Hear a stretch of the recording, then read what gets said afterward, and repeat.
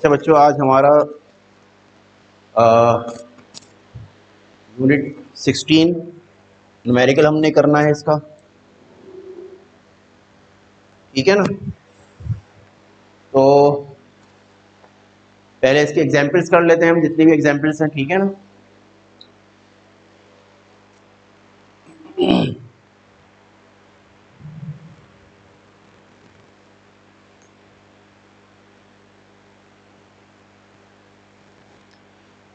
Work example 16.1 है,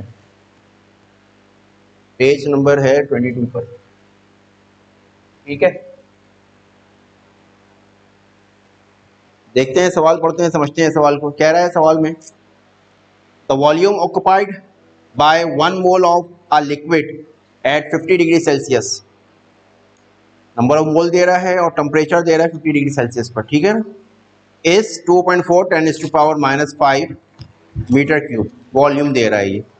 when the liquid is vaporise, liquid क्या हुआ, वेपराइज हुआ, ठीक है, at the atmospheric pressure of 1.03 10⁵ pascal, vapour has a volume of 5.9 10⁻⁻² metre cube, means volume increase हो गया है ये, ठीक है ना।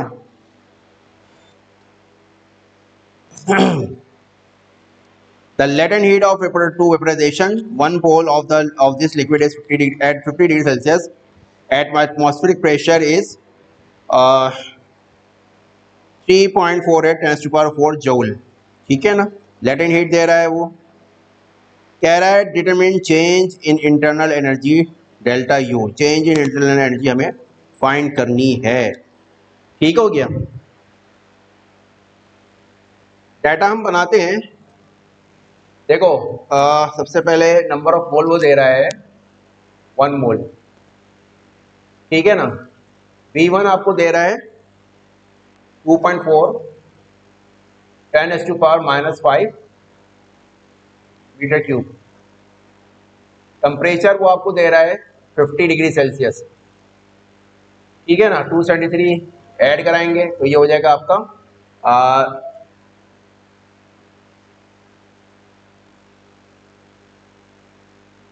313 केल्विन, ठीक है ना।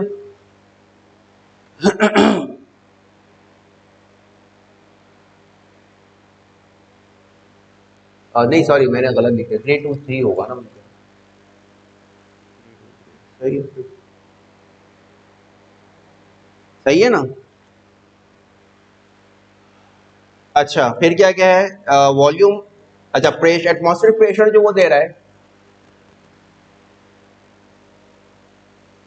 वो दे रहा है 1.03 10⁻⁵ पास्कल। अब वॉल्यूम, अच्छा आगे फिर वो कह रहा है the vapour has the volume of, volume increase हो गया 5.9 10⁻⁻² मीटर क्यूब, वॉल्यूम चेंज हो गया, इसका मतलब प्रेशर कांस्टेंट होगा, सही है ना।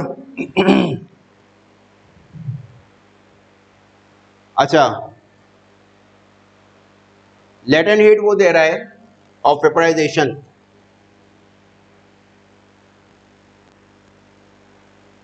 वो दे रहा है आपको 3.48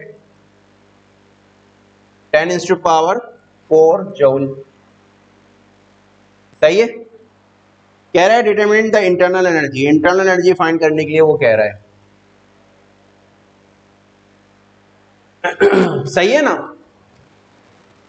अब देखो इसके अंदर वॉल्यूम में चेंज आ रहा है, ठीक है, वॉल्यूम इंक्रीज हुआ है तो वर्क डन हुआ होगा, और अगर वर्क डन हुआ है तो work done on the system हुआ है या बाय द सिस्टम हुआ है, वॉल्यूम इंक्रीज हुआ है, तो वॉल्यूम अगर इंक्रीज हो रहा है तो work done by the system हुआ है, सही है ना। सोल्यूशन की तरफ जाएंगे हम पहले।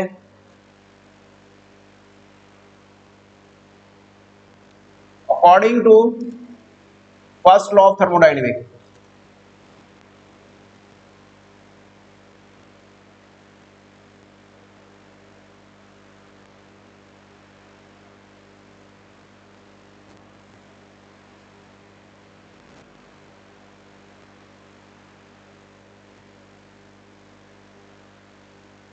डेल्टा डब्ल्यू, ठीक है।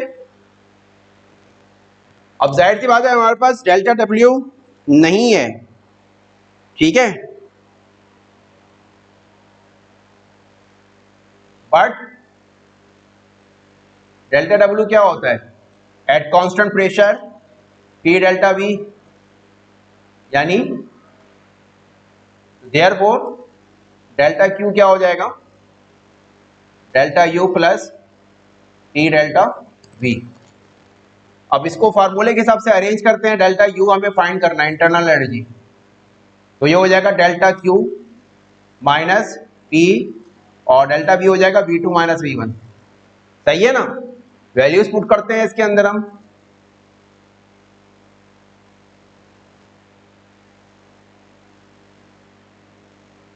माइनस प्रेशर कितना है 1.03 10⁵ पास्कल, वॉल्यूम आपके पास है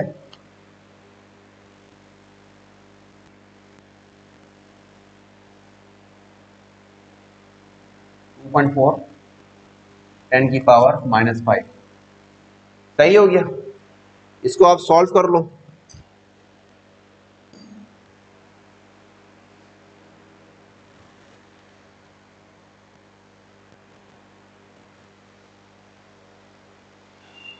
अच्छा,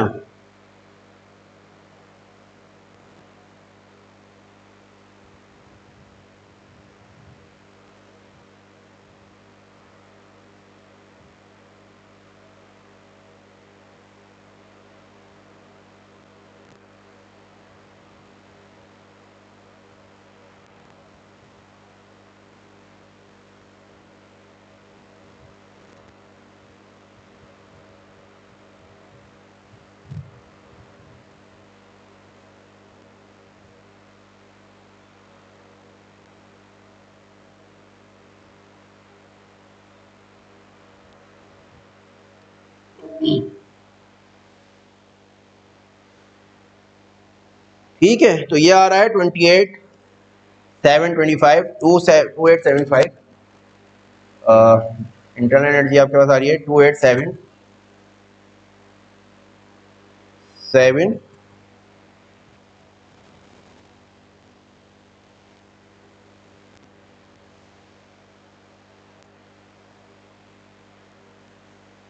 25, ऐसा ही है।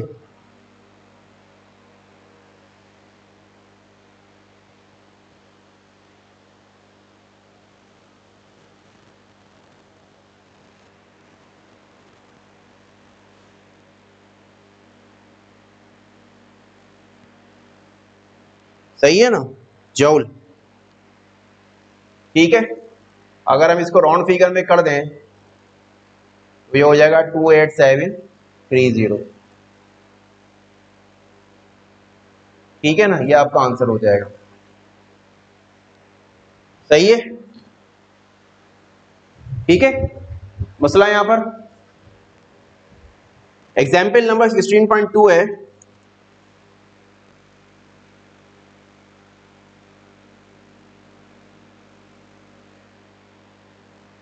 पर कह रहा है when a balloon is inflated it's rubber walls push against the air around it. Balloon में हमने क्या किया है, हवा भरी है, सही ना, इसके जो रबर वॉल है उसने क्या किया, पुश किया है अराउंड द एयर, एयर को। Calculate the work done when the balloon is blown up. Work done मालूम करना है, ठीक है। अच्छा, balloon up, blown up from 0.015 volume 0.015 metre cube to 0.03, यानी V2 दे रहा है 0.03 मीटर क्यूब, सही है। एटमॉस्फेरिक प्रेशर, प्रेशर वो आपको दे रहा है 1 × 10⁵ पास्कल, सही है ना। अब यहां पर work done by the system हो रहा है या ऑन द सिस्टम हो रहा है? इसमें ही work done by the system है, वॉल्यूम इंक्रीज हुआ है V1 से V2, सही है ना, तो work done by the system हुआ है।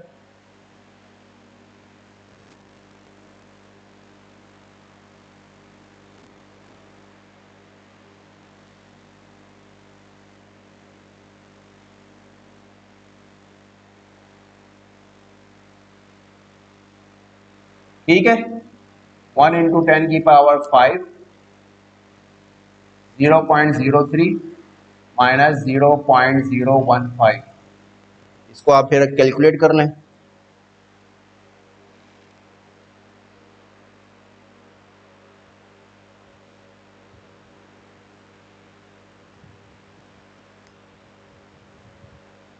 $1500 जूल।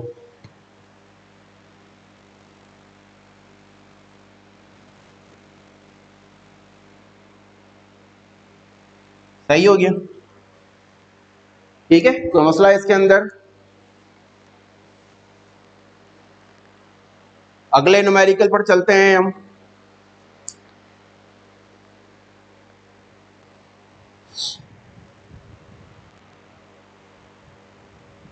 न्यूमेरिकल नंबर आपकी एग्जाम्पल नंबर है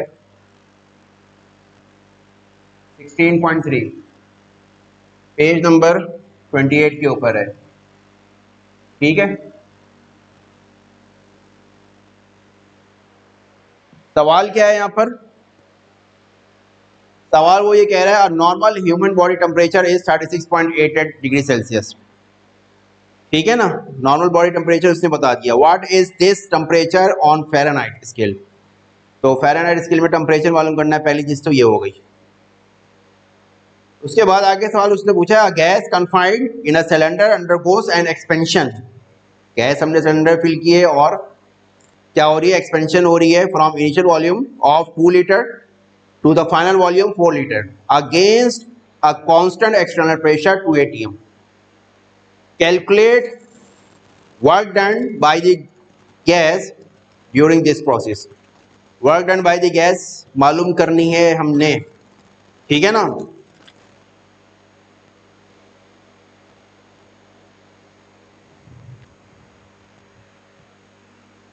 डाटा बनाते हैं हम। टेम्परेचर सेल्सियस के अंदर वो दे रहा है 36.88 डिग्री सेल्सियस, ठीक है।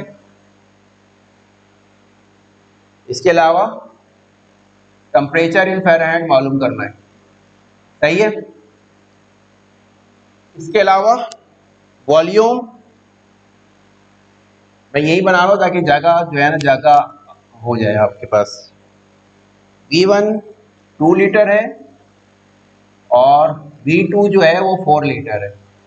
प्रेशर वो दे रहा है 2 atm, ठीक है, 2 atm, सही हो गया। मालूम क्या करना है बच्चों? मालूम करना है हमने वर्क डन। तो एक्सपेंशन हुई है तो work done by the system हुआ है, ठीक है ना, एक्सपेंशन में तो यही होता है। सोल्यूशन की तरफ चलेंगे हम। पहले हम डिग्री सेल्सियस को फ़ारेनहाइट में कन्वर्ट करेंगे। TC minus 0 divide by 100 equals to TF minus 32 upon 180, सही है ना। इसको आप अरेंज कर लो।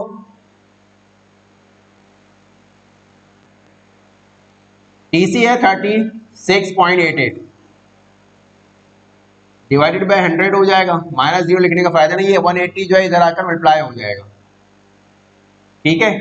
और ये माइनस का 32 इधर आकर प्लस का 32 हो जाएगा, is equal to temperature in Fahrenheit. अब इस वैल्यू को कैलकुलेट कर लो, सही हो गया।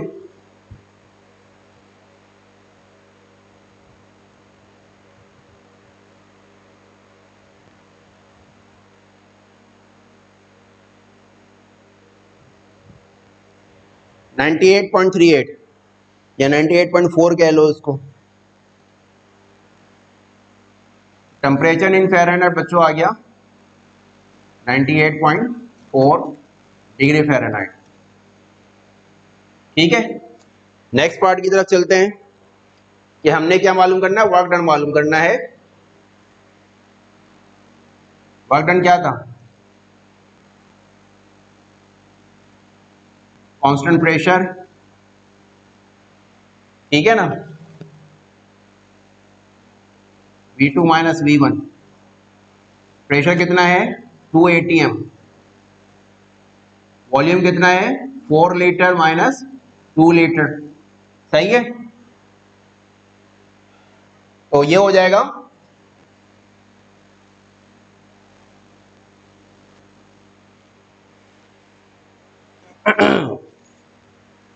4 atm लीटर। अब ये एटीएम लीटर तो यूनिट होता नहीं है इसका, ठीक है ना, तो 1 एटीएम, 1 एटीएम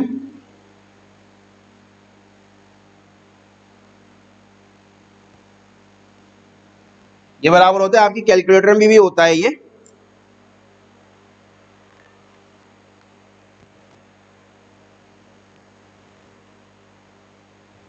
बराबर होता है 101325, और लीटर 1 लीटर 1000,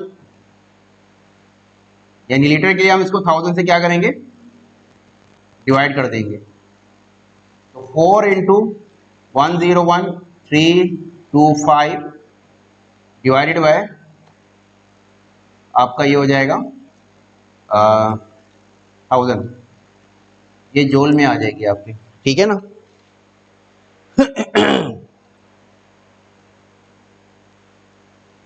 बस इसको मल्टीप्लाई कर लो, 4 इंटू 101325 डिवाइडेड बाय 1000, ये आ रहा है 405.3 जूल, ठीक है।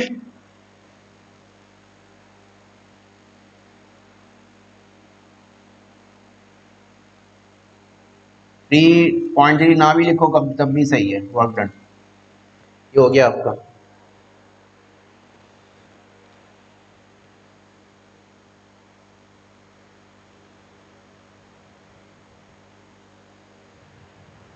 सही है ना, ठीक है। नेक्स्ट न्यूमेरिकल की तरफ चलेंगे।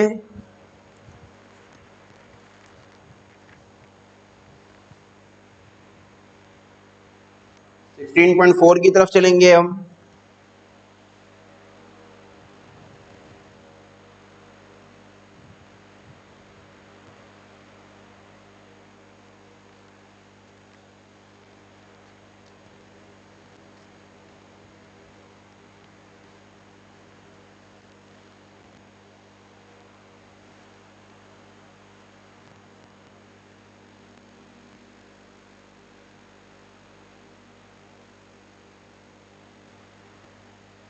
पेज 30 डाटा बनाते हैं। क्या कह रहा है, calculate the molar specific heat capacity of a gas. Molar जो मोलर स्पेसिफिक हीट कैपेसिटी मालूम करनी है आपको, सही है ना।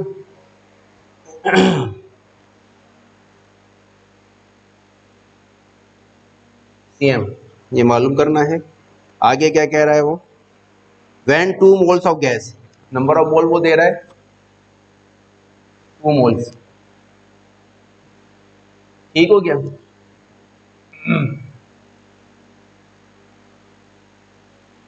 ठीक है, absorb 1500 joule of heat energy, heat energy वो 1500 जूल की एब्जॉर्ब कर रहा है सिस्टम जो है, सही है।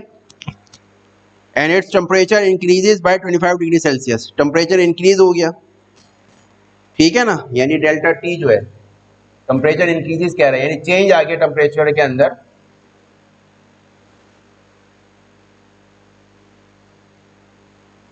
25 डिग्री सेल्सियस, ठीक है ना।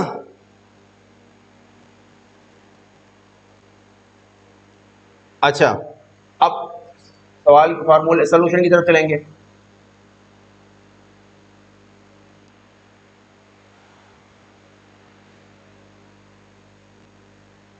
N C delta T. ठीक है ना, ठीक हो गया। तो सी एम मालूम करना है ना, तो Q upon n delta T. Q कितना है,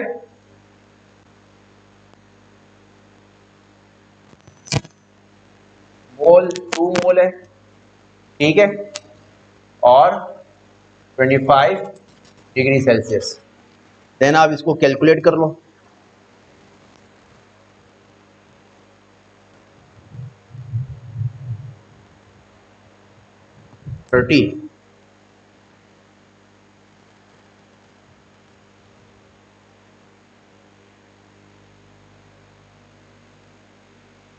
30 जूल पर मोल डिग्री सेल्सियस। ठीक है, ये हो गया। नेक्स्ट,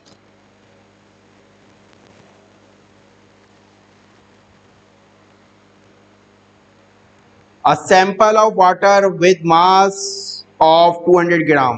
वाटर सैंपल है, उस वाटर सैंपल का जो मास है वो 200 ग्राम है।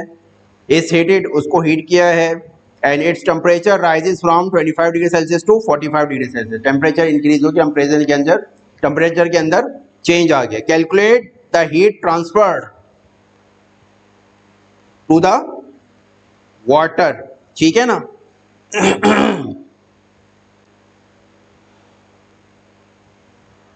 Given the specific heat capacity of water, वो दे रहा है 4.18 जूल पर ग्राम डिग्री सेल्सियस।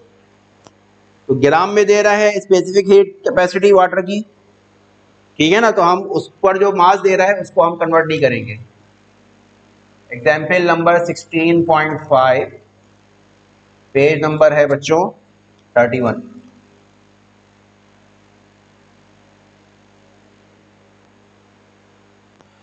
मास दे रहा है 200 ग्राम, केजी में नहीं करेंगे हम। ठीक है ना, और ना ही हम इसको टेम्परेचर को हम केल्विन में करेंगे, क्योंकि वो भी स्पेसिफिक हीट भी जो है उसी में दे रहा है। वो T1 है वो 25 डिग्री सेल्सियस, T2 हो गया 45 डिग्री सेल्सियस। सही है ना।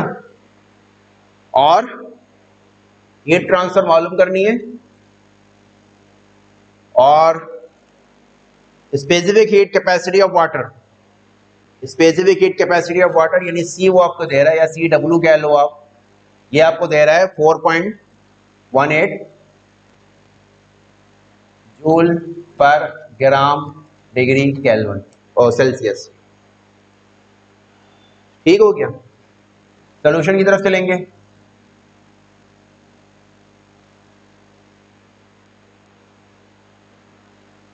ठीक है ना। Q बराबर होता है एम सी डब्ल्यू डेल्टा टी। ठीक है,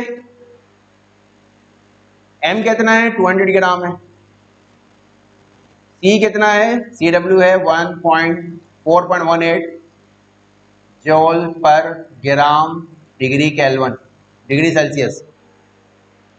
ठीक है ना, और T कितना दे रहा है 45 degree Celsius minus 25 degree Celsius. सही है।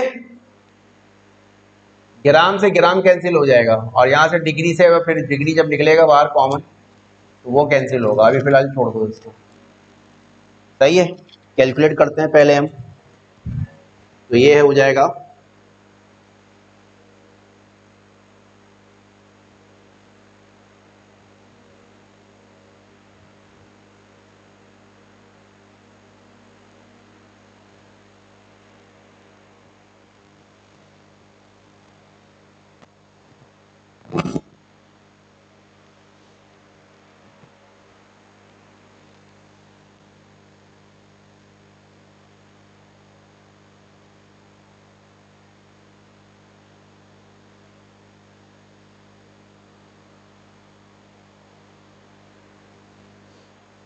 दोबारा से करते हैं। मेरे ख्याल से आंसर कुछ मैंने कोई गलती तो नहीं की है। 25 डिग्री सेल्सियस, 45 डिग्री सेल्सियस, ठीक है। 200 ग्राम और सी है 4.18।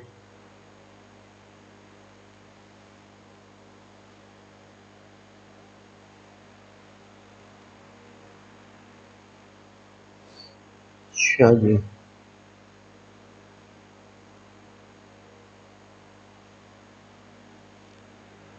सही है। दोबारा से कर लेते हैं। 200 इंटू 4.18, ऐसा ही है।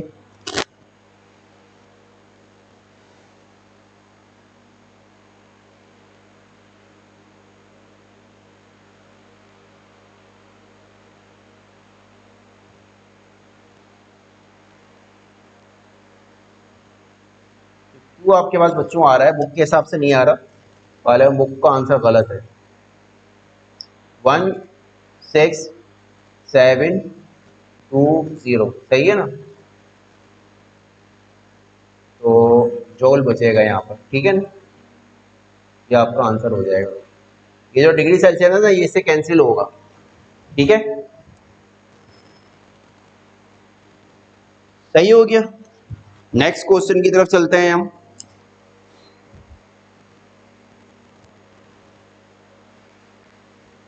अच्छा सही है, अब हम सवालात की तरफ चलते हैं, एक्सरसाइज की तरफ। सही है।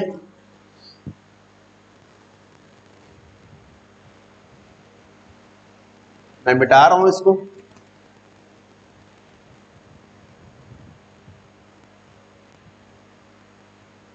तस्वीर खींच लो इसकी।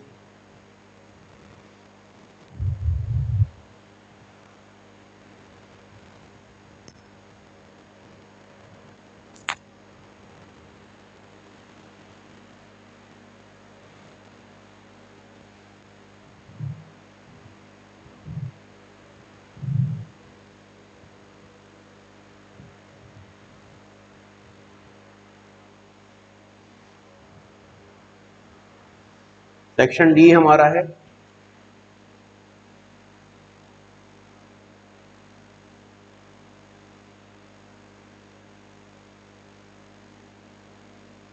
पेज नंबर 34 पर, ठीक है। पहला न्यूमेरिकल कह रहा है बच्चों, a gas undergoes isothermal expansion. Gas है, आइसोथर्मल एक्सपेंशन हो रही है सिस्टम के ऊपर। आइसोथर्मल का मतलब टेम्परेचर कांस्टेंट होगा और एक्सपेंड हो रहा है सिस्टम कांस्टेंट टेम्परेचर पर, सही है ना? और टेम्परेचर जो कांस्टेंट टेम्परेचर वो 300 केल्विन का दे रहा है वो, सही है। If the gas absorbs 500 joule of heat, gas ने जो हीट एब्जॉर्ब की है वो 500 जूल की है, ठीक है ना? Calculate during the process, calculate the work done by the gas. Work done कितना होगा गैस पर। क्वेश्चन नंबर 1, डेटा बनाते हैं हम, ठीक है। सबसे पहले चीज क्या है, टेम्परेचर, कांस्टेंट टेम्परेचर है 300 केल्विन, ठीक हो गया।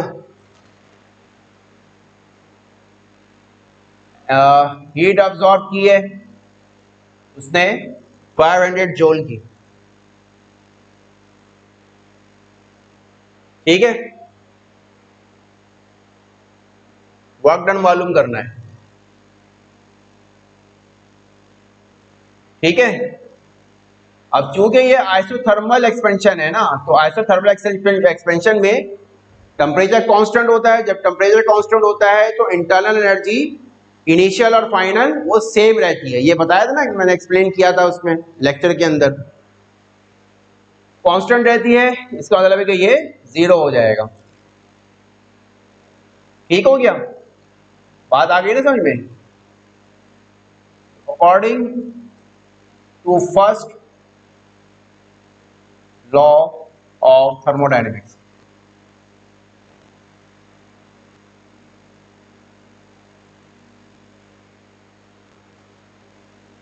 डेल्टा क्यू बराबर है delta U plus delta W, ठीक है ना। डेल्टा क्यू कितना है, 500 जूल है। इंटरनल एनर्जी 0 है और वर्क डन हमें फाइंड करना है। इसका मतलब है कि पूरी इंटरनल एनर्जी, सॉरी पूरी हीट एनर्जी जो है वो कन्वर्ट हो जाएगी वर्क डन के अंदर, क्योंकि थर्मो आइसोथर्मल एक्सपेंशन में यही होता है। ये आंसर हो जाएगा इसका। ठीक है, हो गया। Question number 2, a piston compresses a gas adiabatically। Adiabatically पे जो है एक हमने सिस्टम जो है पिस्टन कंप्रेस किया है, ठीक है ना, एडियाबैटिकली कंप्रेस हुआ है system. If the initial volume is 0.02 metre cube and the final volume is 0.01 metre cube, volume कम हुआ है ना, ठीक है ना, तो work done on the system हुआ है इसके अंदर adiabatically, and the initial pressure 200 kelvin kilo pascal, determine the final pressure, assume gas behaves ideally. ठीक है ना, सिंपल सा न्यूमेरिकल है, डाटा बनाते हैं हम, ठीक है ना।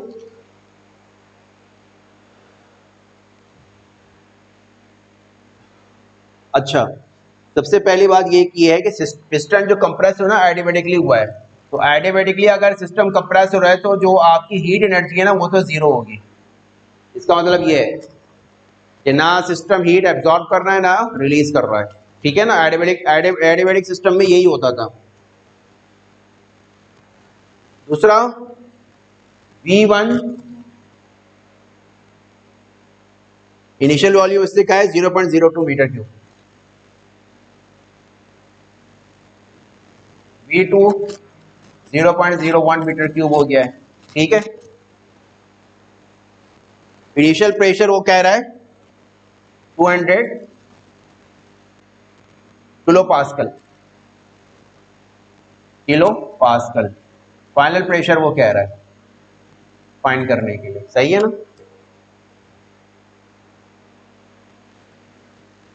सोल्यूशन, तो हमारे पास आइडियल गैस इक्वेशन क्या थी, P1 V1 P2 V2, P2 मालूम करना है तो P1 V1 अपॉन V2 हो जाएगा।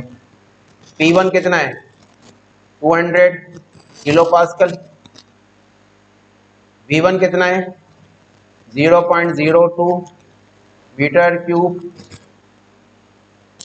और V1 V2 है 0.01 मीटर क्यूब। मीटर क्यूब से मीटर क्यूब कैंसिल, देन तमाम वैल्यूज आप कैलकुलेट कर लो।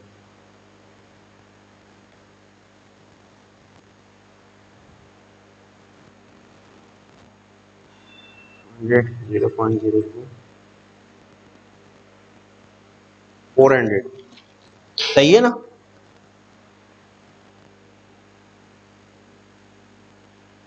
$400 और किलो पास्कल,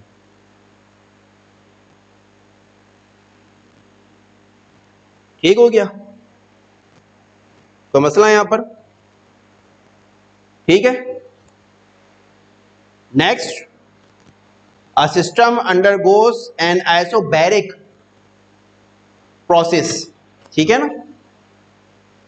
आइसोबैरिक के अंदर क्या चीज कांस्टेंट होती थी, प्रेशर, ठीक है ना, प्रेशर कांस्टेंट होता था। Where the pressure is kept constant at 150 kilo pascal if the volume increases from 0.05 metre cube to 0.08 metre cube, volume increase हुआ है, ठीक है ना। Work done on the system, work done by the system, calculate the heat added to the system, ठीक है ना। अब इसके अंदर कुछ करेक्शन है, वो मैं करेक्शन डाटा बनाता हूं तो मैं बताता हूं। तीसरा न्यूमेरिकल है, ठीक है। सबसे पहले इसने कहा है प्रेशर कांस्टेंट प्रेशर है। प्रेशर जो वो 150 है ना वो 150 नहीं है बल्कि वो 15 पास्कल है।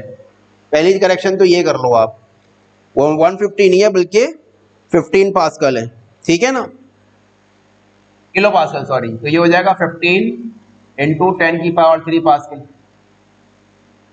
ठीक हो गया।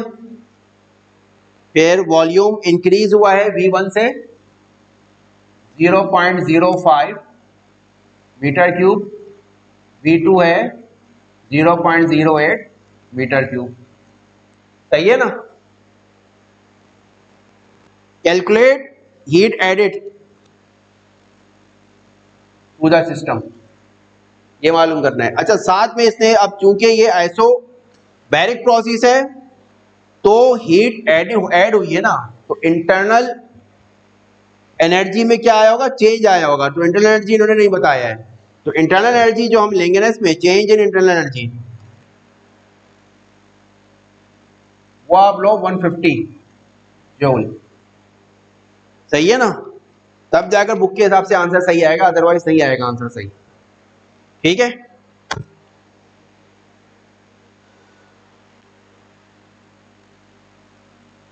सोल्यूशन की तरफ चलेंगे।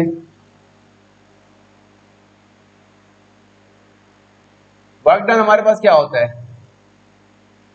सॉरी, डेल्टा क्यू बराबर होता है delta U plus delta W. Delta W क्या होता है, टी डेल्टा वी। तो डेल्टा क्यू आपके पास बच्चों हो जाएगा delta U plus P delta we. सही है ना। डेल्टा यू है 150 जूल प्लस प्रेशर है 15 into 10⁻³ pascal. V2 minus V1 0.08 metre cube into minus 0.05 metre cube. सही हो गया।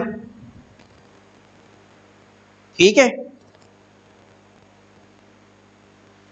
तो अब इसको आप कैलकुलेट कर लो।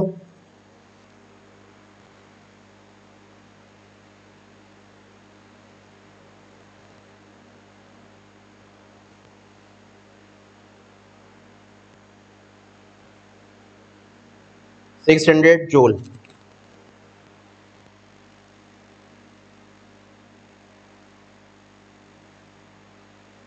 ये आपका आंसर हो गया। ठीक है, सिंपल।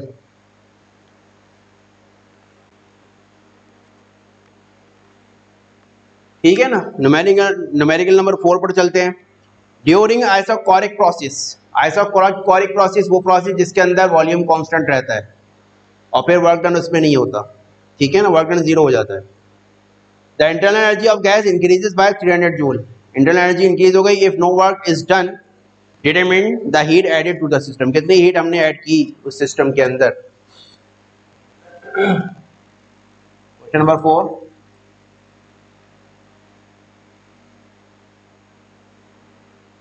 आइसोकोरिक प्रोसेस है, इंटरनल एनर्जी इंक्रीज हो रही है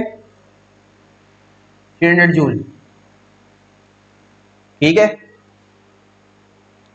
वर्क डन नहीं हुआ यानी वर्क डन जीरो है, क्योंकि आइसोकोरिक प्रोसेस के अंदर नो वर्क डन होता है, वर्क डन नहीं होता क्योंकि वॉल्यूम चेंज नहीं होता, वॉल्यूम कांस्टेंट हो जाता है। हीट एनर्जी कितनी हुई, कितनी हीट एनर्जी उसने एब्जॉर्ब की होगी। तो सिंपल है ना ये। सोल्यूशन की तरफ चलते हैं हम। फर्स्ट लॉ ऑफ थर्मोडाइनेमिक क्या कहता है, delta Q equals to delta U plus delta W. Delta U 300 joule है और डेल्टा डब्ल्यू जीरो है, तो इसका मतलब है कि पूरी पूरी जो इंटरनल एनर्जी वही हमारी हीट एनर्जी, यानी जितनी हीट एनर्जी होगी उतनी वो इंटरनल एनर्जी में कन्वर्ट हो गई। ठीक है,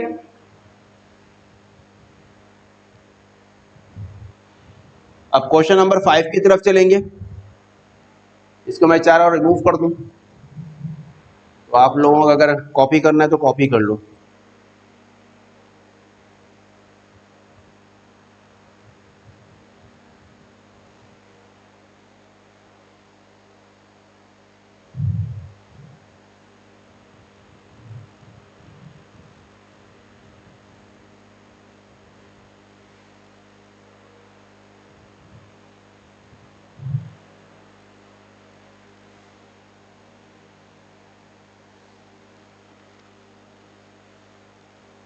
A gas undergoes a cyclic process starting at point A with a volume of 0.202 meter 0.02 meter cube going to B. ठीक है ना, साइक्लिक प्रोसेस हो रहा है एक सिस्टम पर, पॉइंट ए पर जो उसका वॉल्यूम था वो 0.02 मीटर था और फिर वो सिस्टम चला गया कहाँ पर, पॉइंट बी पर जहाँ पर आइसोकोरिक हीटिंग हो रही है, यानी वहां पर वॉल्यूम कांस्टेंट हो जाएगा, ठीक है ना। Then to C isothermal expansion पर गया तो टेम्परेचर वहां पर क्या हो गया, कांस्टेंट हो गया। And finally back to A, अब वो पूरा सिस्टम साइकिल कंप्लीट करके सिस्टम ए पर बैक ए पॉइंट पर आ गया। If the heat added during isothermal expansion, heat जो ऐड की है आइसोथर्मल एक्सपेंशन पर जाकर ऐड किया वो कितनी की है, 1000 joule, and the heat rejected during isochoric heating, isochoric system पर जाकर जो हीट रिजेक्ट की है वो 500 जूल की है। Calculate the work done by the system, ठीक है ना।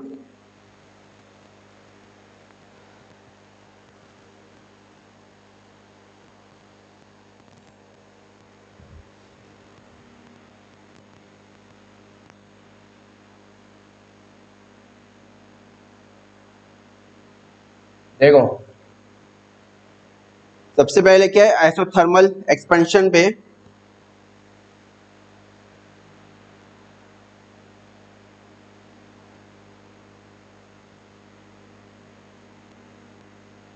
आइसोकोरिक हीटिंग है, वॉल्यूम वो आपको दे रहा है 0.02 मीटर क्यूब, ठीक है ना। फिर पॉइंट ये हो गया कोरिंग, फिर आपका सिस्टम सी पर गया, आइसोथर्मल एक्सपेंशन थी और फिर वो बैक हुआ। अच्छा जो हीट ऐड की है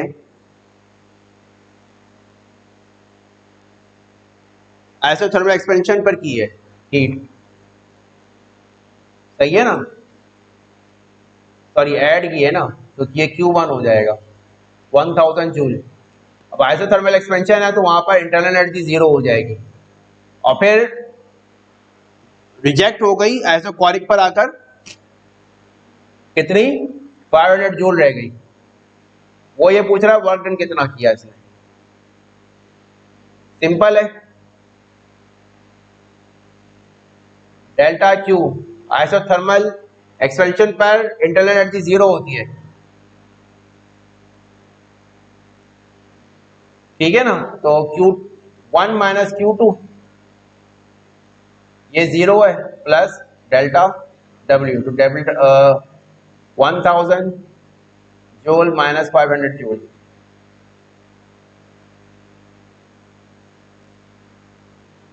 डेल्टा W आपके पास आ जाएगा 500 जूल। ये करना है इसमें, ठीक हो गया। Question number 6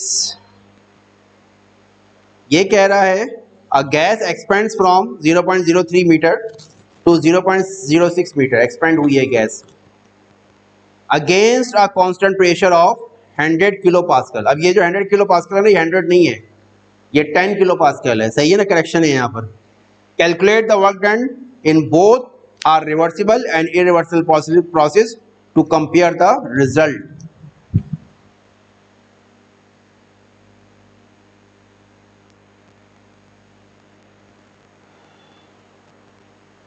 V1 0.03 metre cube, V2 0.06 metre cube, pressure 10 kilo pascal, ठीक है ना, तो ये हो जाएगा 1 इंटू 10 की पावर 4 पास्कल, सही है। वर्क डन मालूम करना है,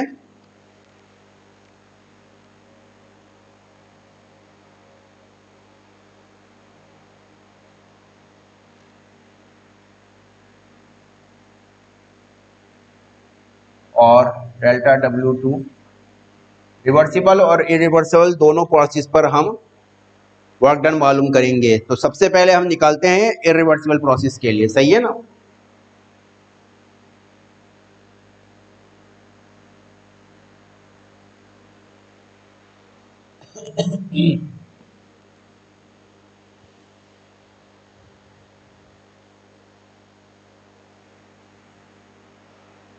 वर्क डन बराबर होता है P डेल्टा V के for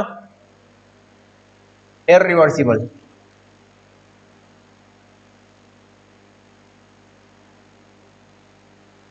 process. Delta W1 is equal to P delta V 1 into 10 की power 4 into V2 minus V1 means, यहाँ यही लिख देता हूँ मैं, V2 माइनस V1, ठीक है। 0.06 into 0 minus 0.03,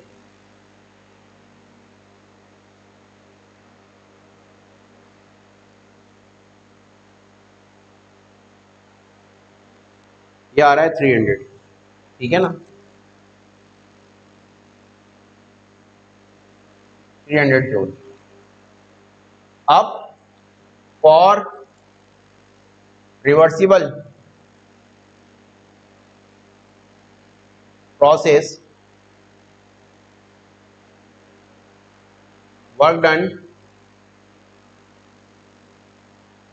will be double. Reversible possible work done जो है ना डबल हो जाएगा,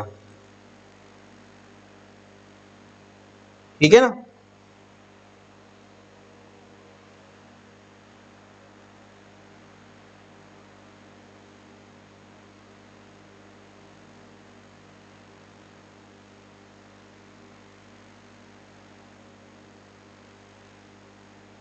ठीक है, यानी delta W2 which is 2 delta W1 2 into 300 which is 600 joule.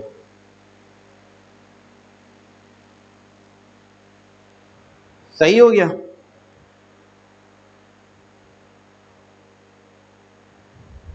ठीक है। वजह यह है कि जब वॉल्यूम डबल हो रहा है तो इरिवर्सिबल प्रोसेस में वर्क डन भी क्या हो जाएगा, डबल हो जाएगा। अच्छा, नेक्स्ट फिर हमारे पास है numerical number 7। A 50-gram piece of copper at 100 degrees Celsius is placed in 200 gram of water. एक हमने कॉपर का पीस लिया है 50 ग्राम का, और उसका टेम्परेचर जो है ना वो 100 डिग्री सेल्सियस है, और उसको हमने क्या कर दिया, 200 ग्राम वाटर लिया, उसके अंदर हमने डिप कर दिया, तो हीट ट्रांसफर होगी, hot body to cold body heat transfer हो जाएगी। सही है ना, ये बताया था मैंने। If the final temperature of the system is, यहाँ पर 30 डिग्री सेल्सियस दे रहा है, लेकिन ये 30 नहीं होगा बल्कि 1.8 डिग्री सेल्सियस होगा, अगर हमें बुक का आंसर चाहिए तो। सही है ना, वरना 30 डिग्री सेल्सियस के हिसाब से बुक का आंसर नहीं आ रहा। Calculate the specific heat of copper, specific heat of copper मालूम करना है। स्पेसिफिक हीट ऑफ वाटर वो दे रहा है 4.18 जूल पर gram degree Celsius.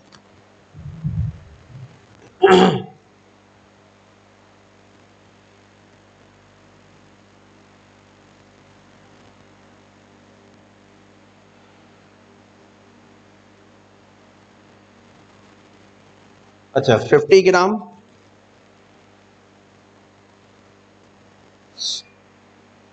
Mass of copper दे रहा है वो 50 ग्राम। सही है ना, कन्वर्ट नहीं करेंगे केजी में, क्योंकि लेटेंट हीट और जो स्पेसिफिक हीट कैपेसिटी है लेड की, सॉरी लेड क्या वाटर की, वो ग्राम पर डिग्री सेल्सियस दे रहा है वो, तो हम टेम्परेचर को भी हम कन्वर्ट नहीं करेंगे केल्विन के अंदर, ठीक है ना।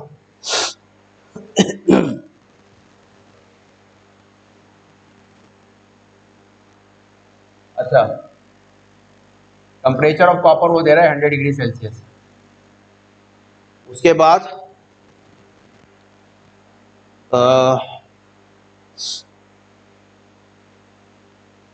मास ऑफ वाटर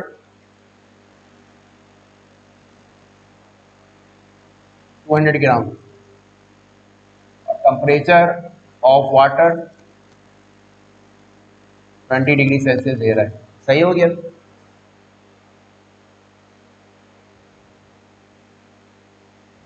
ठीक है ना। तो जो फाइनल टेम्परेचर है ना, फाइनल टेम्परेचर जो है इसको हम टी फाइनल कर देते हैं, वो होगा 21.8 डिग्री सेल्सियस। सही है। Calculate specific heat capacity of copper. Copper की स्पेसिफिक हीट कैपेसिटी मालूम करनी है। ठीक है। जबकि specific heat capacity of water वो दे रहा है 4.18 जूल पर gram degree kelvin Celsius. Solution की तरफ चलेंगे हम। ठीक है ना। अब हमें ये बात मालूम है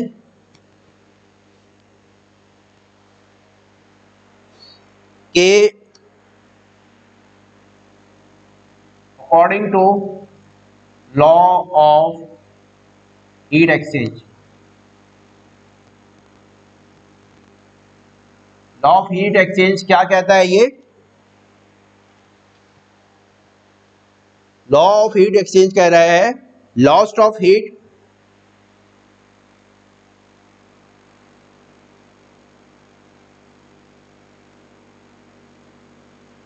कॉपर के अंदर जो हीट लॉस्ट हो रहा है वो बराबर होगा gain of heat in water. ये होगा। सही है ना।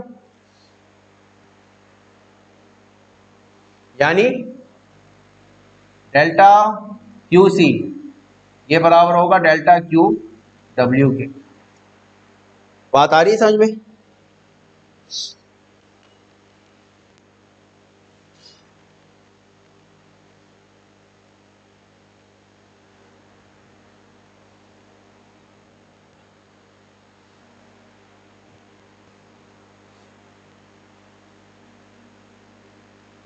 अच्छा, डेल्टा क्यू क्या होता है? एम सी डेल्टा टी, ऐसा ही है ना। तो डेल्टा क्यू के हिसाब से ये क्यू सी के हिसाब से हो जाएगा M mass of copper, C specific heat of copper, delta T, delta T आपका हो जाएगा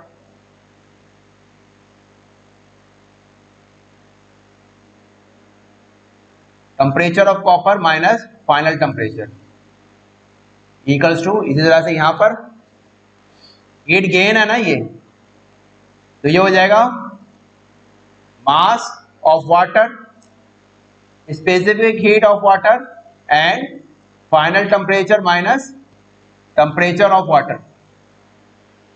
समझ में आ रहा है? तो मसला है यहां पर, तो बस यहां पर वैल्यूज पुट करो, हमें तो ये सारी चीजें मालूम करनी है ना। तो ये इधर कर दो और equals to M W C W T F minus T W divided by M C T C minus T F. वैल्यूज को यहां पर पुट कर देते हैं हम,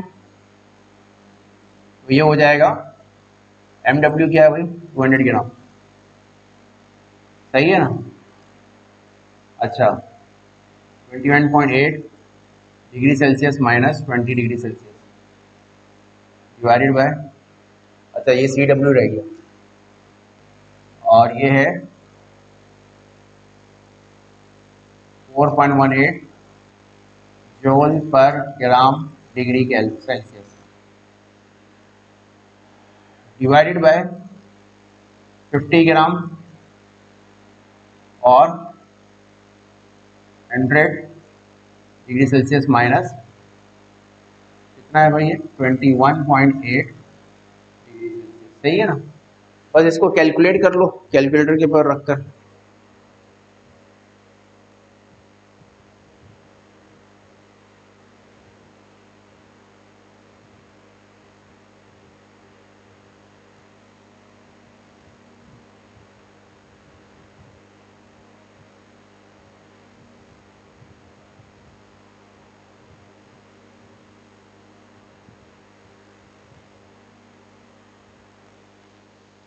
क्या आ रहा है भाई?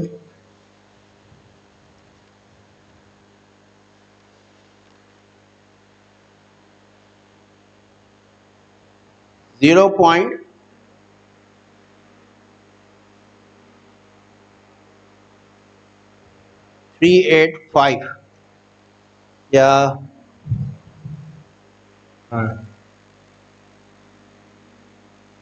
0.39 कर दो इसको, जूल पर ग्राम डिग्री सेल्सियस। ये हो जाएगा आपका आंसर। सही है भाई। लास्ट न्यूमेरिकल, इसका न्यूमेरिकल नंबर 8 है।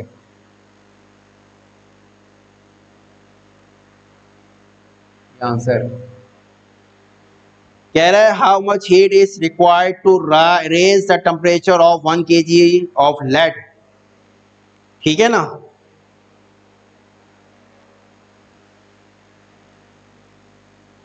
वन kg, इसको ग्राम में कर लो। ठीक है, from 25 degree Celsius to 100 degree Celsius. ठीक है, T1 25 डिग्री सेल्सियस है और T2 100 डिग्री सेल्सियस है। सही हो गया। Then specific heat capacity of lead,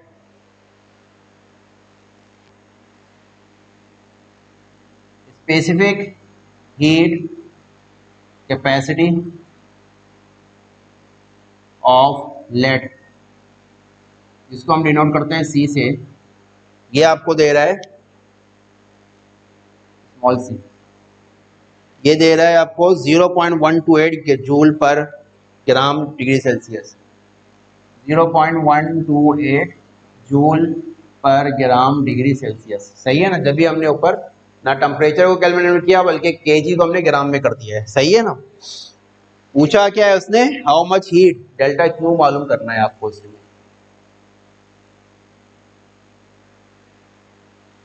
solution की तरफ चलेंगे। ठीक है, तो स्पेसिफिक हीट का फार्मूला क्या है?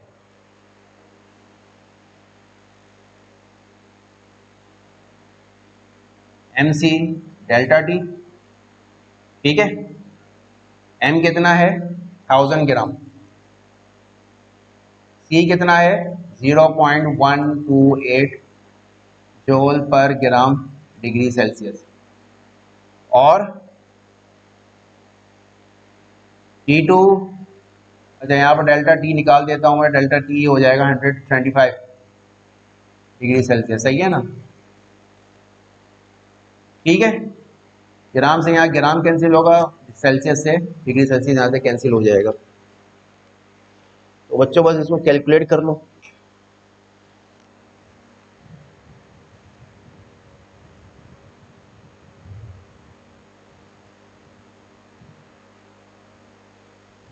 नाइनटी 9600। बुक का आंसर गलत है।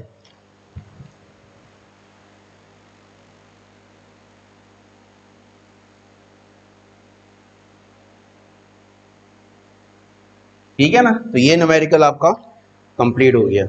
यहाँ अगर आपका जो है chapter number unit number 16 physics, ये भी कंप्लीट हो गया। अब कोई कंफ्यूजन अगर रह गई हो लेक्चर में या न्यूमेरिकल के अंदर तो आप उससे दोबारा पूछ सकते हो। ठीक है ना?